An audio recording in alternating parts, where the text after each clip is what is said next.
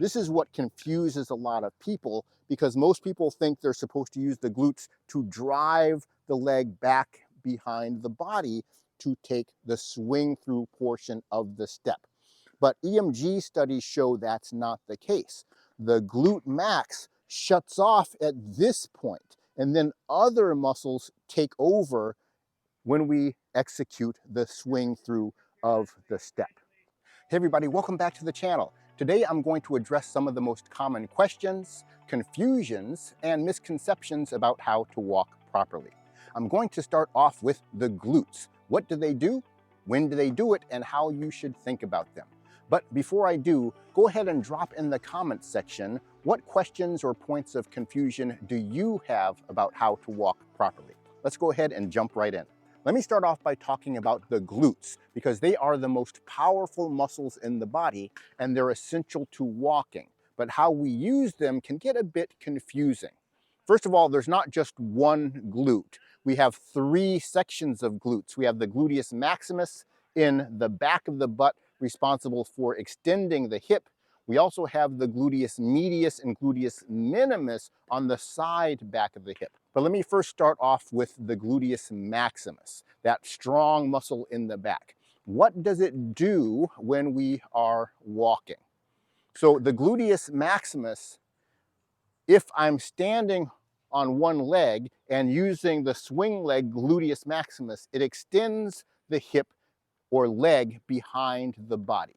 But that's not its primary function when we are walking. When we're walking, the gluteus maximus activates at the point of heel contact, and it helps to decelerate the body, absorb the impact, and reduce the hip flexion that would be caused by the ground reaction force coming up to the leg.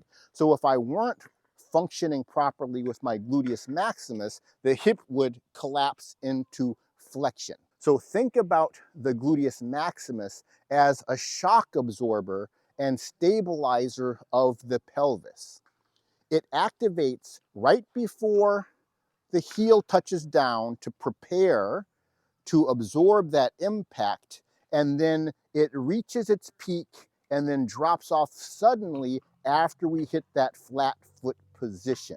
This is what confuses a lot of people because most people think they're supposed to use the glutes to drive the leg back behind the body to take the swing through portion of the step. But EMG studies show that's not the case. The glute max shuts off at this point, and then other muscles take over when we execute the swing through of the step. So what should you be thinking about when you think, or if you think about your gluteus maximus? Think about them as shock absorbers, cushioning the landing of the foot. Don't think about them in the sense of pushing with the glutes or pushing down, because that would essentially be putting on the brakes. Let the glutes absorb the impact and let you have a soft landing on the heel and then drop the foot to the flat position. Most of this action is passive, so you don't have to overthink your glutes. Just know that they are absorbing some of the impact after your heel lands. Now, what about the gluteus medius, the one on the side back of your butt? This is the muscle that helps stabilize the pelvis in this lateral tilt position. If we're walking and we're not using the gluteus medius, gravity is going to pull our body down and tip it away from the standing leg. The gluteus medius is going to counter that tendency, pulling us up and keeping the pelvis in a level position so it doesn't tip over. If you have a weak gluteus medius, which is a common thing, you're going to have very poor balance in that single leg stance, and you're going to tend to fall off that balance and not be able to walk in a nice line like this, because you're not going to have the stability to hold in the single leg stance before controlled placement of the heel.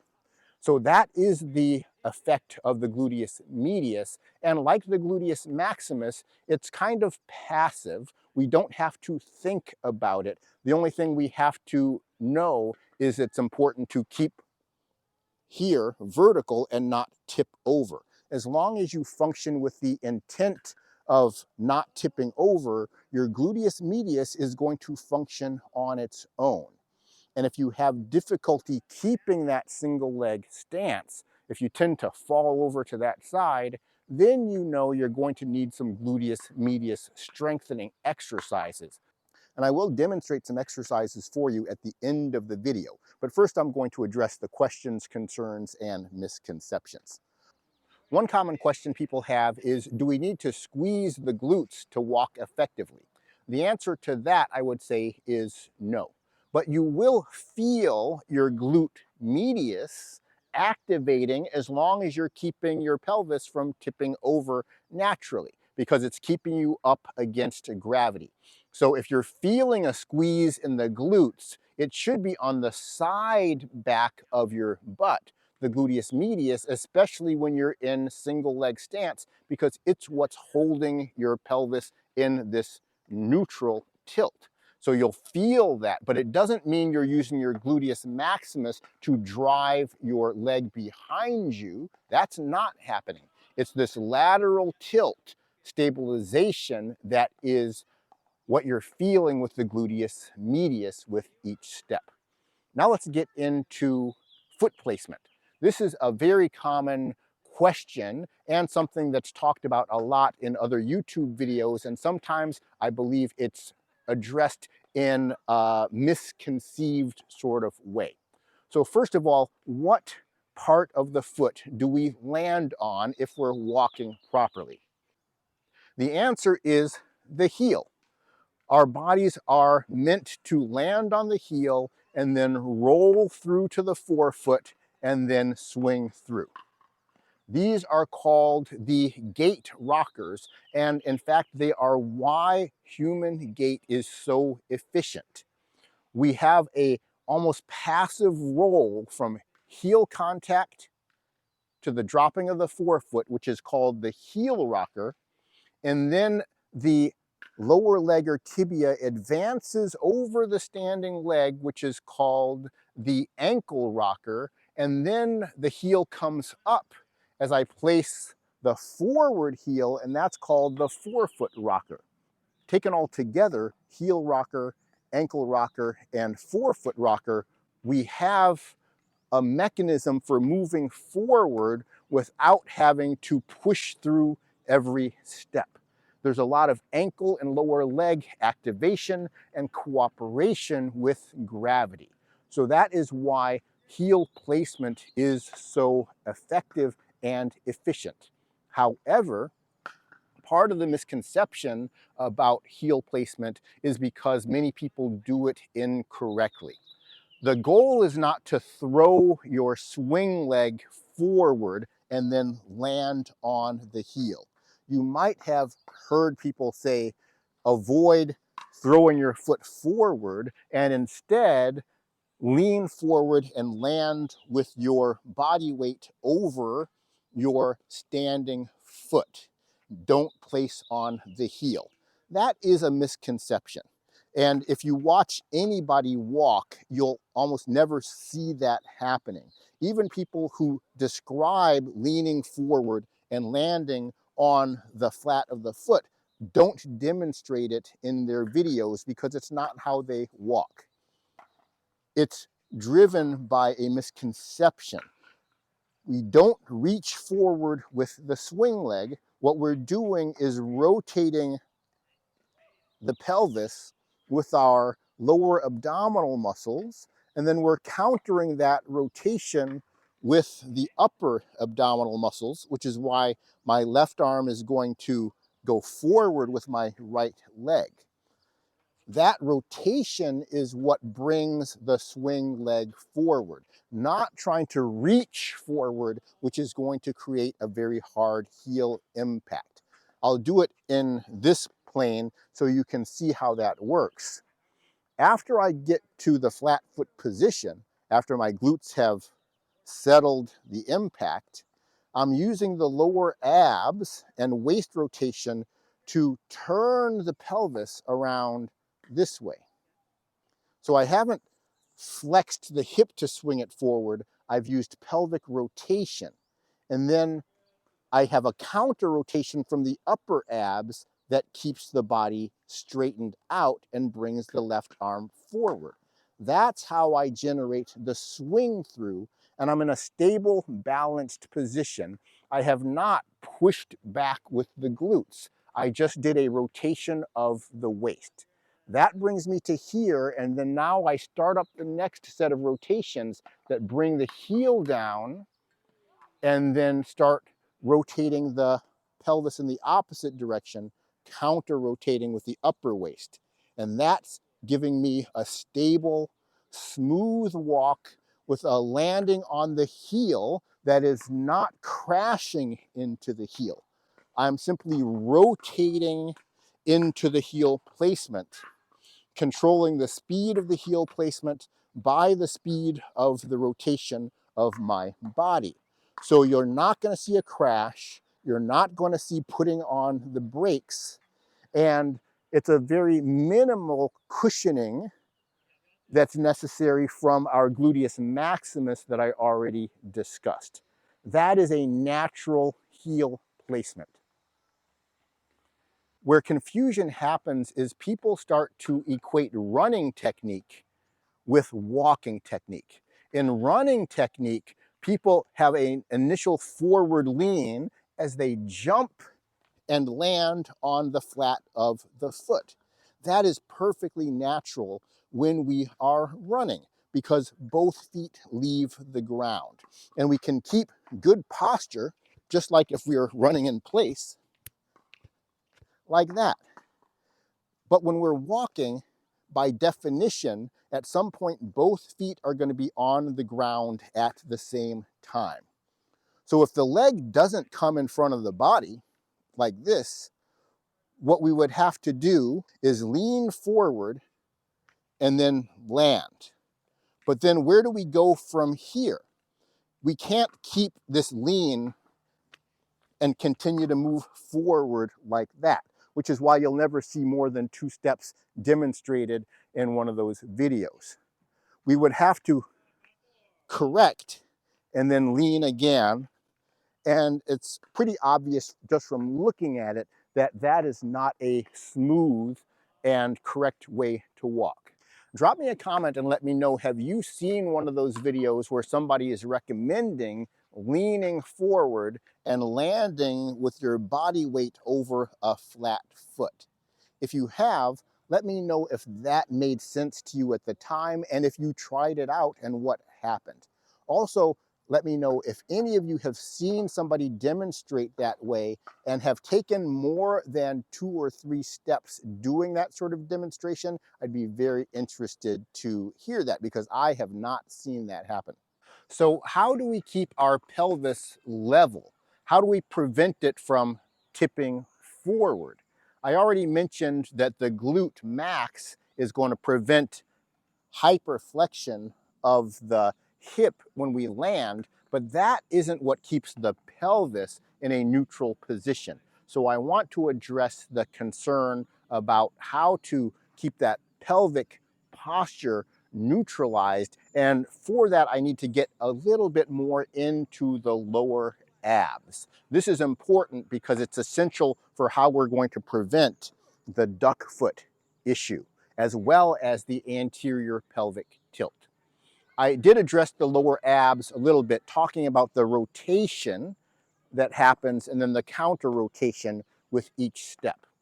But in addition to rotation, the lower abs also tuck the pelvis. So they have an effect of extending the hip, but not from the glutes, from the lower abs. Think about pitching your pelvis forward like this, and then use your lower abs to tuck under and see if you can feel that.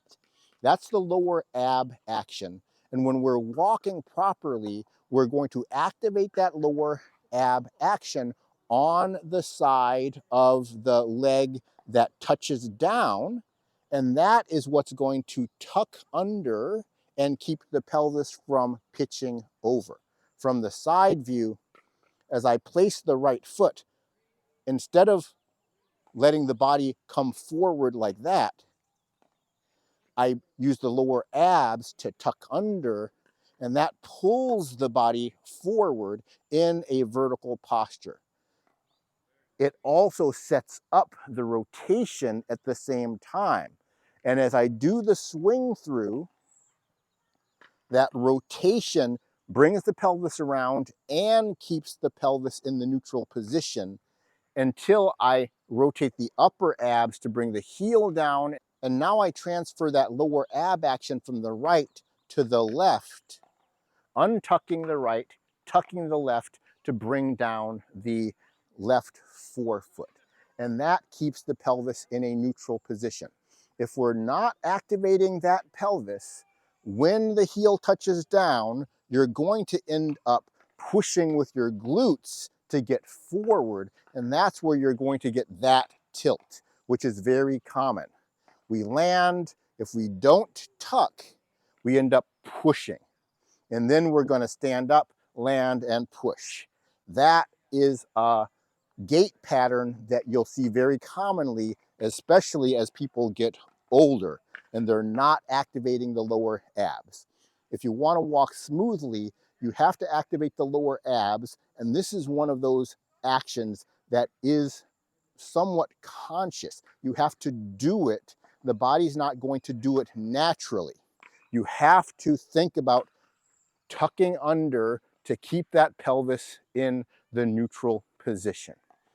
I say this differently than the gluteus medius, where I said it's kind of passive, because it's pretty clear that you don't want to topple over this way when you're walking. But when people walk forward, they don't necessarily have a strong aversion to not pitching forward. So unless you consciously know you have to keep that pelvis in a neutral tilt, people will tend to do this, especially when walking up hills or walking upstairs. So think about that as a conscious action as you touch down. Tuck, tuck, tuck, tuck to keep the pelvis from pitching forward. Now let me address the lower abs and how it relates to duck feet. I already mentioned when we're walking properly, the lower abs are going to rotate around this way, and then we use the upper waist to counter rotate to keep the body forward.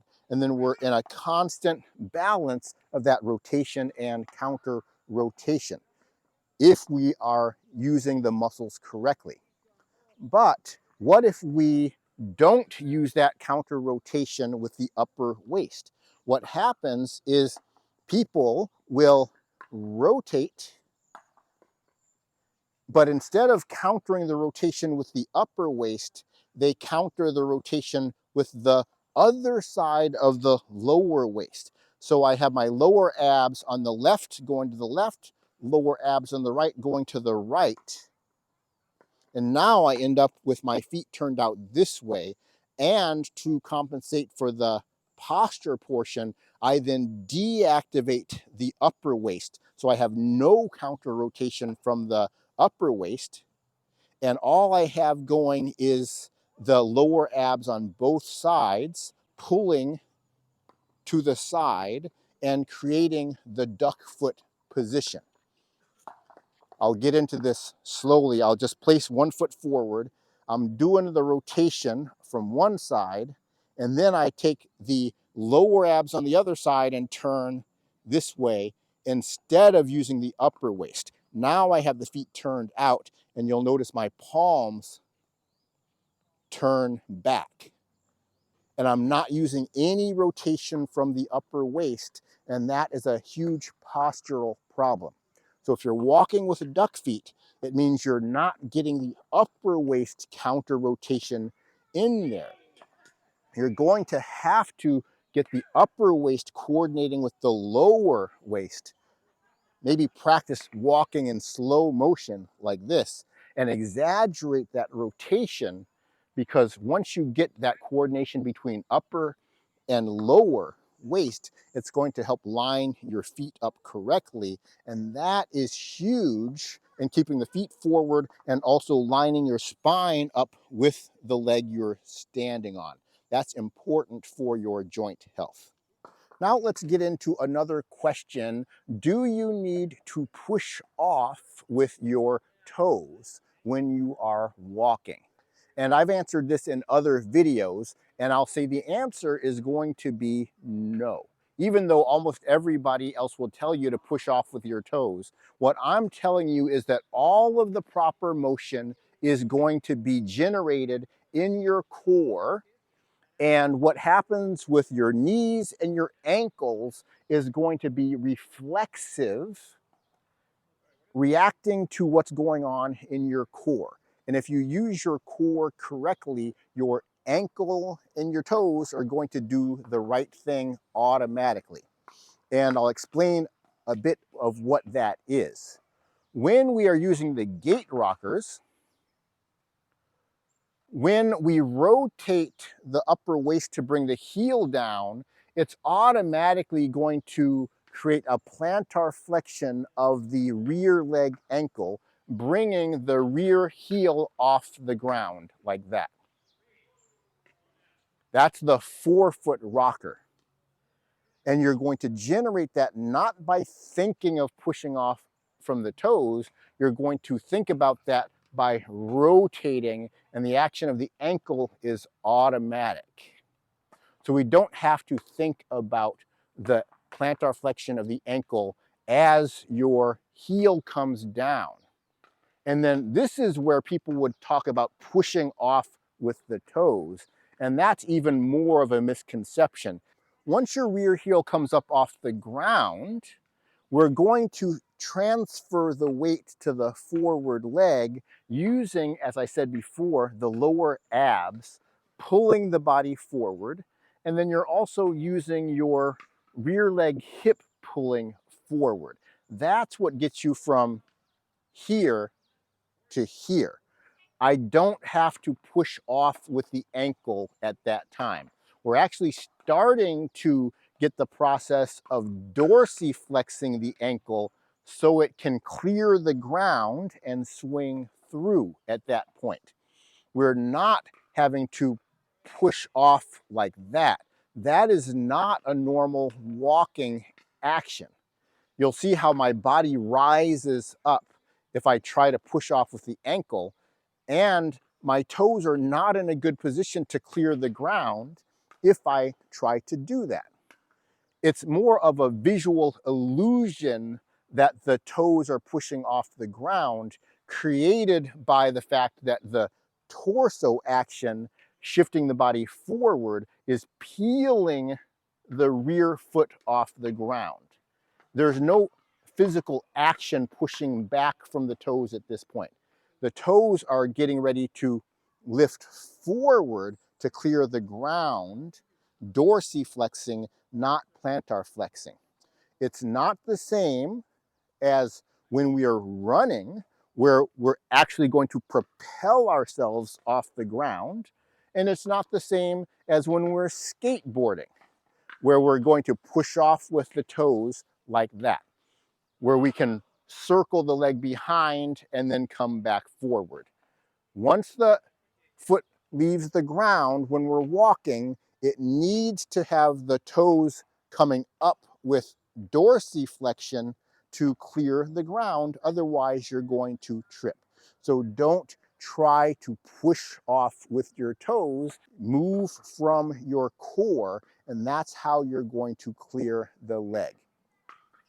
You'll also need to use your hips properly. You'll hear lift your leg up like that in order to place. But we don't have to do that either. If we're walking properly, the rear hip is flexing during this portion. As I'm shifting forward, I'm flexing the right hip. It's automatic, you don't have to think about it. And then every part of that action after I get to the flat foot position is rotational.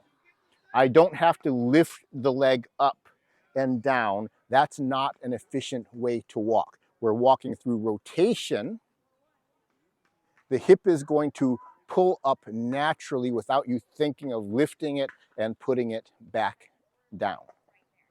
If you've made it this far in the video, congratulations. It means you're really serious about improving the way you walk and understanding your body. If you're still here, drop me a comment and let me know that you're still here and what tips and questions that you found the most helpful. Now I'm going to give you an exercise to help work on all of these things together. I think this is one of the most helpful exercises you can practice because it's a functional movement, not simply a muscle strengthening movement.